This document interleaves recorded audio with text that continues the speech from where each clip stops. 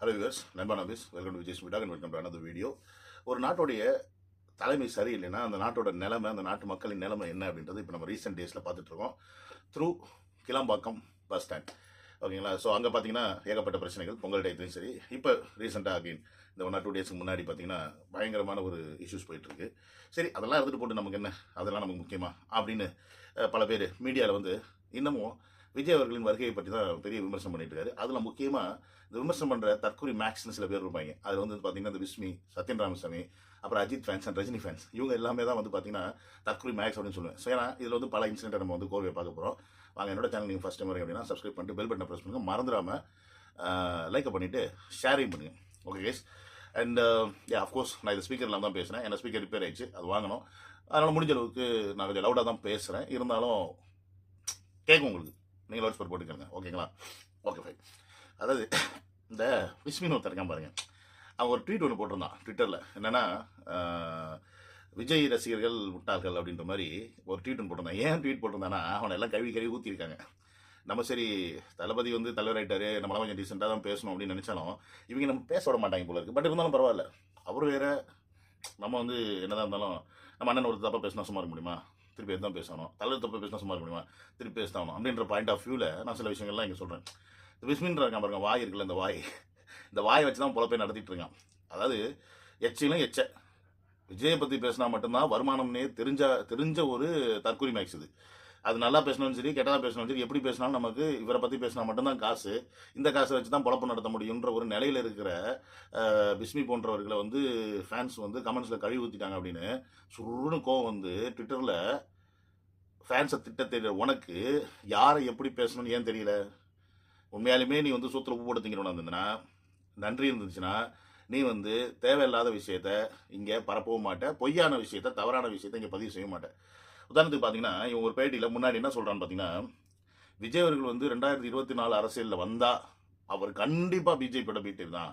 ஆனால் இதே 2026 அரசியலுக்கு தேர்தலுக்கு நான் வர்றேன் அப்படின்னு சொன்னால் அவர் உண்மையான மனிதர், அவர் வந்து நேர்மையானவர், அவர் மக்களுக்கானவர் அப்படின்னு சொன்ன வாய். இது எப்போ? கட்சி ஆரம்பிக்கிறதுக்கு முன்னாடி. அதே வாய் கட்சி ஆரம்பிச்சதுக்கு அப்புறம் என்ன சொல்றதுன்னு பார்த்தீங்கன்னா, விஜயர்கள் அரசியலுக்குள்ள இறங்கிட்டாருன்னா அவர் ஏன் 2026 சட்டமன்ற தேர்தல் வரைக்கும் வெயிட் பண்ணணும்? 2024 வந்து அவர் வந்து அவருடைய மெஜாரிட்டியை ப்ரூவ் பண்ண வேண்டியதானே. இங்கே வந்து இப்போ அவர் வராமல் இருக்கிறது பிஜேபிக்கு பல வகையில் சப்போர்ட்டாக இருக்குது.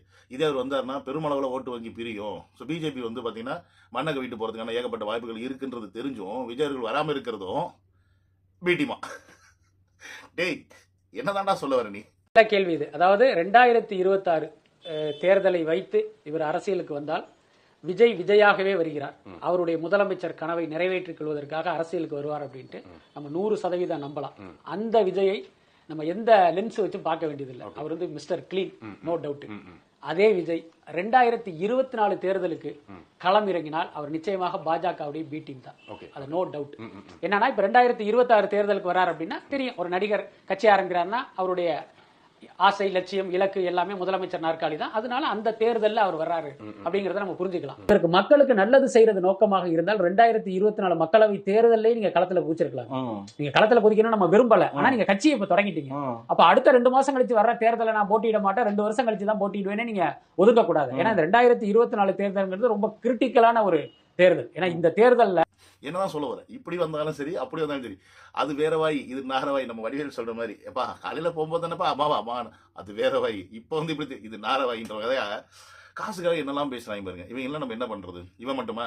இந்த பக்கம் ஒருத்தன் சத்தியன்னு சொல்லிட்டு உட்காந்தேன், அவன் அதுக்கு மேல அவன் இஷ்டத்துக்கு போய் கேள்விக்கு பதில் சொல்ல முடியாம திணறிட்டு தெரியுறான். இவங்களுக்குலாம் ஒரே ஒரு ஒரு எப்படி சொல்றதுன்னா, ஒரு பைத்தியக்காரத்தனம்னு சொல்றதா இல்ல வந்து மூளையில் ஃபிக்ஸ் பண்ணி வச்சுட்டேன்னு தெரியல.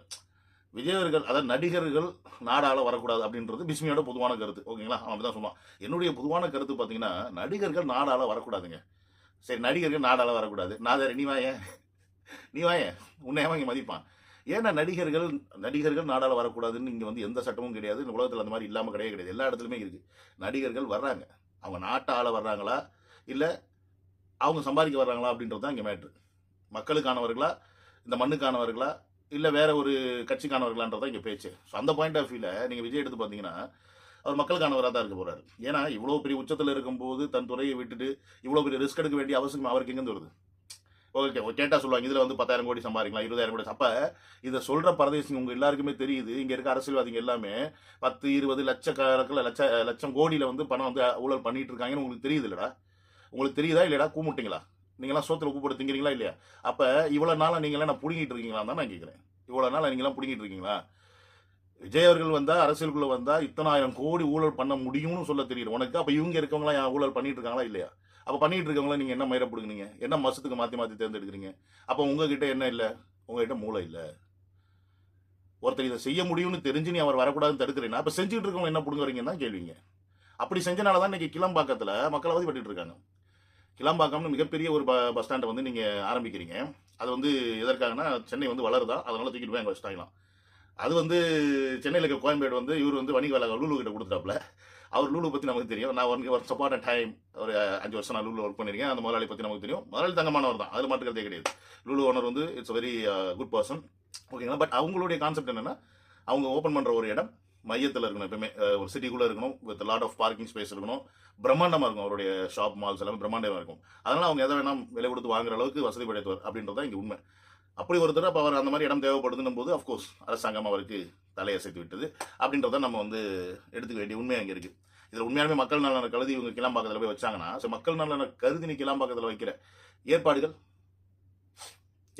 சென்னையிலேருந்து அத்தனை பேரும் கிளம்பாக்கம் வந்துட்டு கிளம்பாக்கத்துலேருந்து போகணுன்னா எப்படி நடக்கிற காரியமா? இல்லை சென்னையில் ஒவ்வொரு இடத்துலேருந்தும் கிளம்பாக்கத்துக்கு நேரடியாக பேருந்து விட்டுருக்கீங்களா? லோக்கல் பஸ் இருக்கா? சிங்கிள் பஸ் ஏறினா நேராக கிளம்பாக்கத்தில் எப்படின்னா நாங்கள் 50 ஆவடியில் இருக்கோம். முன்னாடிலாம் பார்த்தீங்கன்னா 70 இருக்கும் பஸ். ஏறினோம்னா நேராக தாம்பரம் வரைக்கும் போவோம். நம்ம எந்த டென்ஷனும் இருக்காது. கோயம்பேட்டில் இறங்கினா கோயம்பேட்டில் இறங்கலாம், ஆனால் தாம்பரத்தில் இறங்கலாம். ஸோ இப்படி தான் இருந்துச்சு முன்னாடி பஸ் வசதிகள். மெயின் பஸ் ஸ்டாண்டை தொட்டு அதற்கப்புறமா போகிற அவுட்ரு சென்னையிலையும் வந்து போய் நிற்கிற அளவுக்கு. பட் இப்போ அப்படி பண்ணிடலைங்க, நீங்கள் எதுவுமே பண்ணலையே. So this is called purely எப்படி சொல்கிறதுனா, ஒரு ஆர்கனைசேஷனே நடத்த தெரியாத ஒரு ஆர்கனைசேஷனாக வந்து இப்போதைக்கு இருக்க அந்த கட்சி நடந்துகிட்டு இருக்குன்றதான் உண்மை. ஒரு ஆர்கனைசேஷன் தான் நீ ஒரு விஷயத்தை இம்ப்ளிமெண்ட் பண்ணுறதுக்கு முன்னாடி அந்த விஷயத்தில் எவ்வளோ காம்ப்ளிகேஷன்ஸ் இருக்குது, மக்கள் அங்கே போகிறதுக்கான வசதி வாய்ப்புகள் என்ன இருக்குது, அதை நம்ம செஞ்சு கொடுத்துருக்கோமா இல்லையா, அந்த வசதி வாய்ப்புகள் வந்து மக்களுடைய காசை கரியாக்குதா இல்லையா அப்படின்ற விஷயத்தை எல்லாத்தையும் நோட் பண்ணியிருக்கணும். பட் அதெல்லாம் கிடையாது. நம்மகிட்ட அதிகாரம் இருக்குது, தூக்கி வச்சிடலாம். ஸோ இதை தான் நீங்கள் புரிஞ்சுக்கணும் மக்களை, இதை தான் புரிஞ்சுக்கணும். ஒருத்தர் கையில் அதிகாரம் இருந்தால் அதிகாரத்து ஸ்ப்ரோயம் இது என்ன வேணால் பண்ணலாம் அப்படின்றதான் இங்கே முக்கியமான விஷயம். இது இப்போ சிஎம் அப்படின்ற இருக்கிறனால அவங்க தூக்கி அவங்க அதிகாரத்தை வச்சுட்டாங்க, அவங்க செஞ்சுட்டாங்க. நம்மளால இங்கே ஒன்றும் பண்ண முடியல. மக்கள் வந்து நேற்று புலம்புறாங்க, நேற்று ஒரு லேடிலாம் புலம்புறாங்க, ஐயோ இதை மாற்றுறதுக்கு ஆளே இல்லையா. இருக்கு கண்ணு முன்னாடி இருக்குது, வந்துகிட்டே இருக்குது. 2026 மறந்துடாதீங்க, உங்கள் கண்ணு முன்னாடியே இருக்குது, மறந்துடாதீங்க. 2026 வந்துகிட்டே இருக்குது. நீங்கள் விட்டீங்கன்னா நீங்கள் முட்டாள். ஏற்கனவே ஒருத்தர் விட்டீங்க, விஜயகாந்த் விட்டீங்க, போயிட்டாரு. போனதுக்கப்புறம் ஐயோ அம்மா ஒப்பாரி வச்சு காரியம் இல்லை. மக்களே இருக்கும்போது தூக்கி வச்சு கொண்டாடி ஒரு வாய்ப்பை கொடுக்கறதுல தவறே கிடையாது. அதை நீங்கள் செஞ்சீங்க அப்படின்னா பாருங்க 5 வருஷம் என்ன நடக்குது. ஒன்றும் ஆயிட போகிறது. இந்த வருஷம் 5 வருஷம் ஓட்டுறீங்களா, அதே மாதிரி இன்னொரு 5 வருஷம் என்ன நடந்துட போகுது. தளபதி அவர்கள் கொள்கை என்ன ஏது என்ன, அவர் எப்படி பண்ணுவார், என்ன மாதிரி ஸ்டைலில் இருக்கும், ஒரு வாட்டி ட்ரை பண்ணி பார்க்கலாமே. யங்ஸ்டர்ஸ் கொடுத்து பார்க்கலாமே, என்ன கெட்டு போச்சு. ஏன் திருப்பி அதே பழைய குட்டையிலே ஒன்று கட்டையா திருப்பி போய் சேருங்க. அதில் மாறுங்க. நீங்கள் மாறலைன்னா ஒன்றுமே மாறாது. ஏன்னா இந்த தற்கொலை ஃபேன்ஸ்லாம் இருக்காங்க பாருங்க, அவங்க அப்படி தான். அவங்கள பொறுத்த வரைக்கும் அந்த சத்யன் இந்த ஒரு லேடி ஒரு இன்டர்வியூ கொடுத்துச்சு. அவங்களாம் பார்த்தீங்கன்னா ரஜினி அஜித் வந்து, அதாவது விஜய் வந்து அரசுக்குள்ள வரக்கூடாது ஏன்னு கேட்டால் நடிக்கிறான். ஆனால் ரஜினி அஜித் விஜய் அரசுக்கலாம். அப்போ அவங்க யாருமா?